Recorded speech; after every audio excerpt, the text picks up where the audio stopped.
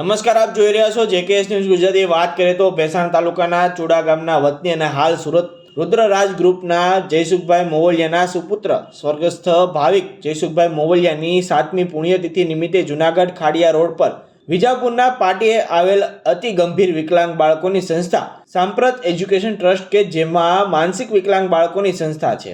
આ સંસ્થામાં આ દુનિયામાં જેનું કોઈ નથી તેનો પરિવાર છે, જે બાળકોને સમાજ કે માતા પિતા દ્વારા તરછોડી દેવામાં આવ્યા હોય છે। આ સંસ્થા દ્વારા આવા બાળકોને પોતાના પરિવારના સભ્યો સમજી તેમની સેવા કરવામાં આવશે। આ સંસ્થાના બાળકોને જયસુખભાઈ મોવલિયા, પિન્ટુભાઈ મોવલિયા, દુદાભાઈ મોવલિયા દ્વારા ભોજન કરાવીને ભાવિકભાઈ મોવલિયાની 7મી પુણ્યતિથિની ઉજવણી કરી હતી। પોતાના સ્વજનોની પુણ્યતિથિ જેને પ્રભુ સિવાય આ દુનિયામાં કોઈ નથી, આવા સ્વજનો સાથે ઉજવણી કરવામાં આવી હતી। આ પ્રસંગે રુદ્રરાજ ગ્રુપના ગોપાલભાઈ બેસાણીયા, જેનિશભાઈ ભાયાણી, રાજુભાઈ ભાયાણી, ભરતભાઈ બોરીચા લોકો ઉપસ્થિત રહ્યા હતા।